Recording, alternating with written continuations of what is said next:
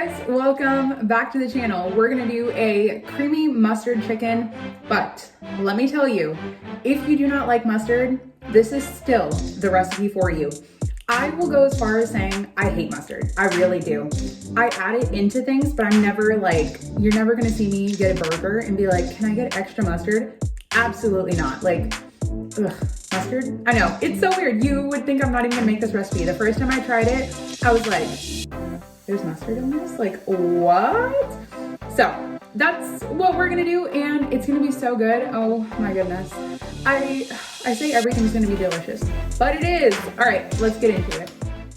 We're gonna start off with 4 bone-in skinless chicken thighs. I trimmed up the fat a little bit, but as you can see, I still have some there. So not trying to be too perfect about it. Most of it's gonna render out anyway. So we're gonna add some cracked black pepper, and of course we're gonna do both sides. Then we're gonna add a little bit of paprika for some color. If you don't have it, don't even worry about it.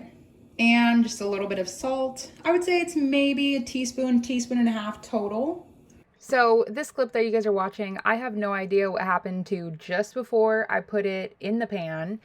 I flipped the chicken and I'm seasoning it on the other side. We're putting it pretty side down for about 5 minutes until you get like a nice little crust and it doesn't stick.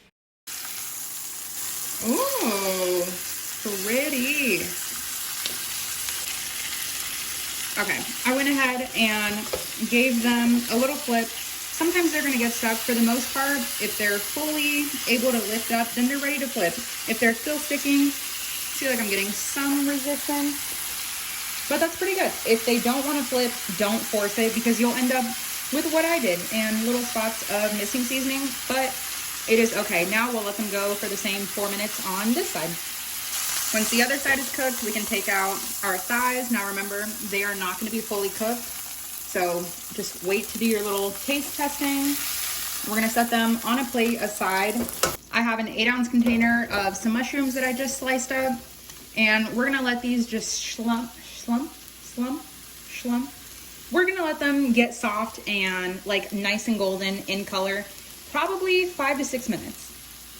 While your mushrooms are cooking, you wanna make sure to scrape up all of the fond. The fond is all of this that's at the bottom. This is all flavor here. See how our mushrooms were white when they went in, but they're picking up all of that seasoning. So the paprika really helps with that. If you didn't have it, then don't even worry about it. I mean, it just won't be as colorful, but it still tastes good. And as we continue to cook them, they're just gonna pick up more and more flavor, and they're gonna caramelize themselves.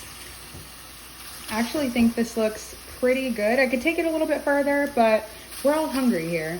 Now I'm gonna turn the heat up a little bit higher, and I have 3 rib stalks of leeks. If you guys don't know what they look like, imagine like a green onion, but like this thick, so about like 1 inch in diameter, and like really long, like a foot long. So with leeks, you only eat the white and the light green parts. If you guys Google a picture, the top dark green parts are basically inedible. They do not soften, they don't tender.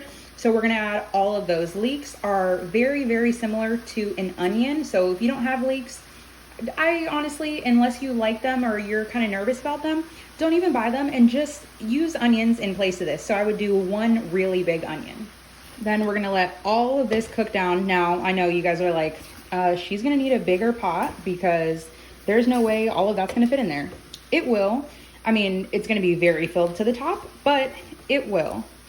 So we're gonna let this cook for the same 5 to 6 minutes, just till everything gets like nicely softened. And we're gonna hit this with a good amount of salt and pepper as well. That's cooked down really nicely. Now we're gonna add 1/4 cup of some wine. You can do white wine, you can do red wine, whatever you have works. I'm telling you, it's super versatile. And even if you don't wanna use wine, use a little bit of chicken broth, bone broth, water, whatever you got. So we're just gonna let that cook out a little bit, just pushing everything to the side just to double check and make sure that everything is nicely scraped off the bottom and everything. You see just how well it all cooks out? Then for our mustard, I'm gonna use the Mustard Girl American Dijon mustard. You could use yellow mustard, but yellow mustard to me is like a little bit more potent. So we're gonna add a tablespoon of that. Give that a little mix. And see, from adding that already, you're developing that creaminess.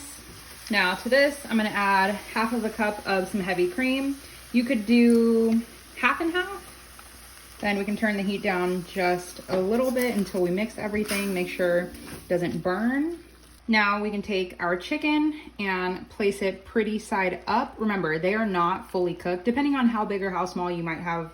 Okay, tongs were not helping me here. This is why I like to use my hands. Just pretty side up, because why not, to make it presentable. And you're just gonna nestle everything in there just so that your chicken can finish cooking. We're gonna put all of this juice in there because it's just all flavor. Now we can add a lid and let it simmer for anywhere from 10 to 12 minutes, just depending on how fully cooked yours are. 10 minutes later, and look at how good this looks.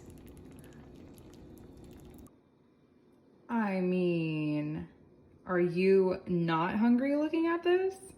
I probably could have served it over some pasta or some rice, but it just means I can eat more now.